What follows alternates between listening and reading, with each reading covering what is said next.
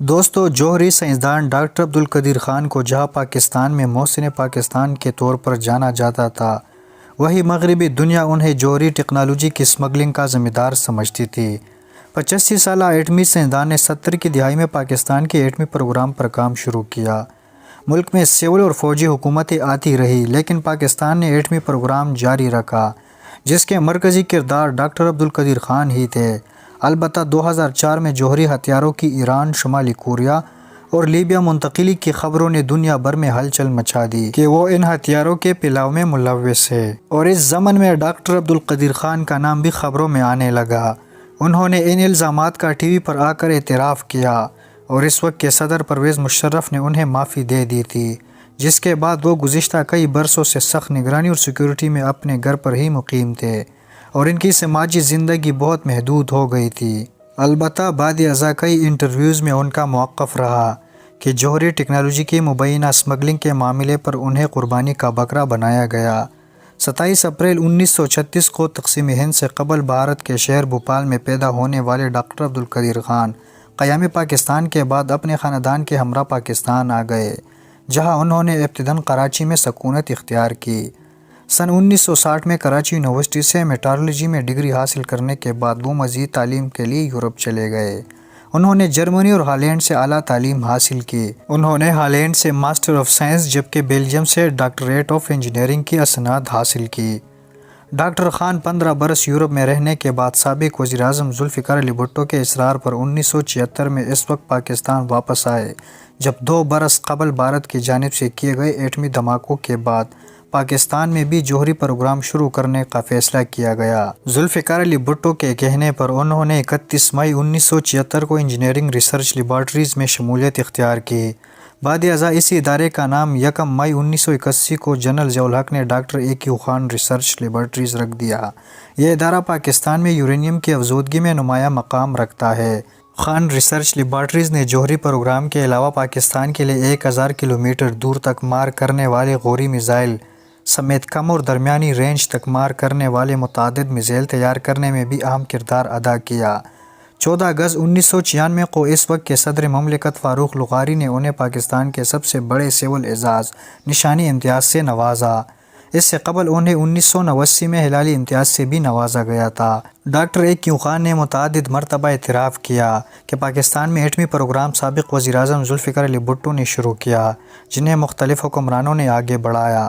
Doctor Abdul Qadeer Khan کو جہاں پاکستان میں ہیرو کے طور پر تسلیم کیا جاتا ہے، وہی بین الاقوامی سطح پر ان کا نام تنازعات میں بھی شامل رہا۔ ان کے خلاف ہالینڈ کی حکومت نے اہم معلومات چرانے کے الزامات کے تحت مقدمہ بھی دائر کیا، لیکن ہالینڈ، بیلجیم، برطانیہ اور جرمنی کے پروفیسرز نے جب ان الزامات کا جائزہ لیا تو انہوں نے ڈاکٹر خان کو بری کرنے کی سفارش کرتے ہوئے کہا تھا کہ جن معلومات کو چرانے کی بنا پر مقدمہ داخل کیا گیا ہے وہ عام کتابوں میں بھی موجود ہے، جس کے بعد ہالینڈ کی عدالت نے ان کو باعزت بری کر دیا۔ سن 2004 کو ڈاکٹر عبدالقدیر خان کے لیے مشکلات سے بھرپور سال تھا،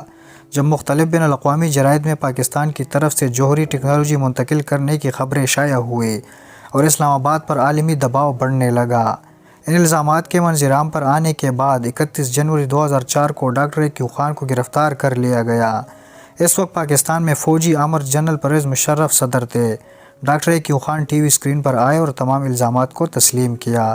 اس کے اگلے دن اس وقت کے صدر پرویز مشرف نے انہیں عام معافی دینے کا اعلان کیا، تاہم اگلے کئی برسوں تک وہ عام لوگوں کی نظروں سے دور سخت سیکیورٹی میں اسلام آباد کے سیکٹر E7 میں اپنے گھر میں نظر بند رہے۔ اس بیان کے بارے میں کئی برس بعد ڈاکٹر عبدالقدیر خان نے کہا کہ انہیں معروف قانون دان SM ظفر اور اس وقت پاکستان میں حکمران جماعت مسلم لیگ کے سربراہ چودھری شجاعت حسین نے اعترافی بیان دینے پر رضامندی کیا تھا، اور کہا تھا کہ ان الزامات کے تسلیم کرنے کے بعد ان پر کوئی آنچ نہیں آئے گی۔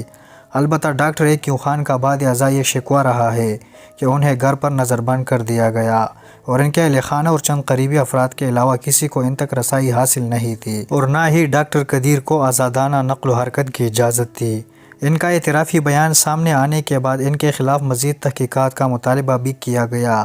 مغربی ممالک کی جانب سے بھی پاکستان پر یہ دباؤ ڈالا جاتا رہا کہ وہ اس معاملے کی مزید تحقیقات کرے۔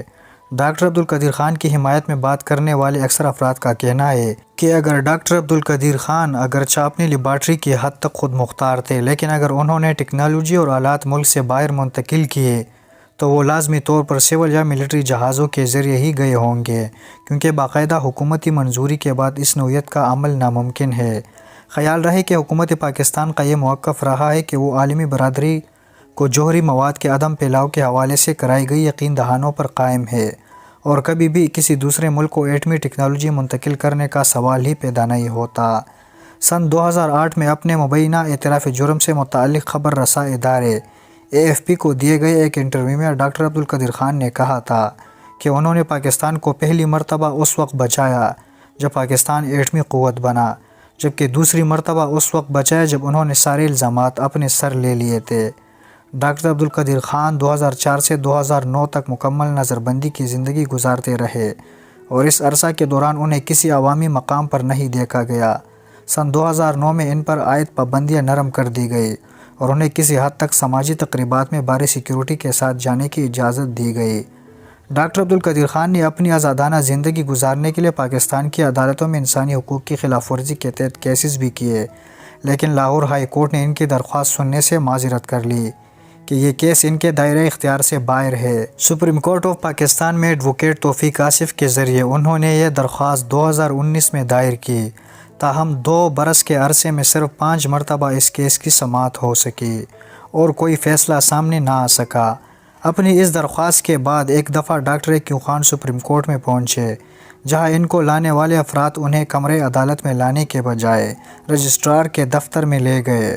اور وہیں سے انہیں گھر واپس لے گئے۔ جون 2020 میں عدالت کی ہدایت پر اس وقت کے اٹارنی جنرل انور منصور خان نے ان سے ملاقات کی اور ان کی مشکلات کے حوالے سے آگاہی حاصل کی۔ ڈاکٹر عبدالقدیر خان اسلام آباد کے سیکٹر E7 میں فیصل مسجد سے چند قدم کی مسافت پر ایک گھر میں مقیم تھے، جہاں سخت سیکیورٹی میں انہیں رکھا گیا تھا۔ یہاں گلی کے دونوں اطراف پر سیکیورٹی اہلکار موجود ہوتے تھے، جو ہر آنے والے پیدل یا گاڑی سوار کو چیک کرنے کے بعد ہی گزرنے کی اجازت دیتے تھے۔ ڈاکٹر عبدالقدیر خان کی نظر بندی کے خلاف دائر درخواست کی آخری سماعت گزشتہ ماہ ہوئی، جس میں ڈاکٹر عبدالقدیر خان کی صحت کے حوالے سے آگاہ کیا گیا کہ وہ کورونا سے متاثر ہونے کے بعد وینٹیلیٹر پر رہنے کے بعد صحت یاب ہو کر گھر واپس آ گئی ہے۔ اس درخواست کی سماعت کے بعد اگلی سماعت کے لیے کوئی تاریخ مقرر نہیں کی گئی اور ڈاکٹر عبدالقدیر خان اس دنیا سے رخصت ہو گئے۔ ان کے وکلاء کا کہنا ہے کہ ان کے انتقال کے بعد اب یہ درخواست ہی غیر مؤثر ہو گئی ہے۔ رواں برس ڈاکٹر عبدالقدیر خان میں 26 اگست کو کورونا وائرس کی تشخیص ہوئی تھی، جس کے بعد تشویشناک حالت کے باعث انہیں کوئٹہ ریسرچ لیبارٹری اسپتال میں داخل کیا گیا، تاہم طبیعت سنبھلنے پر وہ واپس گھر منتقل ہو گئے تھے۔ اس دوران ڈاکٹر عبدالقدیر خان سے متعلق ایک بیان بھی سامنے آیا، جس میں انہوں نے حکومتی شخصیات کے بے اعتنائی اور دوران علالت مزاج پرسی نہ کرنے کا گلہ کیا۔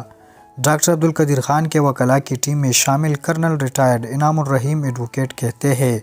کہ ڈاکٹر عبدالقدیر خان ایک آزاد زندگی گزارنا چاہتے تھے، کیونکہ وہ کسی اہم موضوع پر اپنی مرضی سے اخبارات کے لیے تحریر بھی نہیں لکھ سکتے تھے۔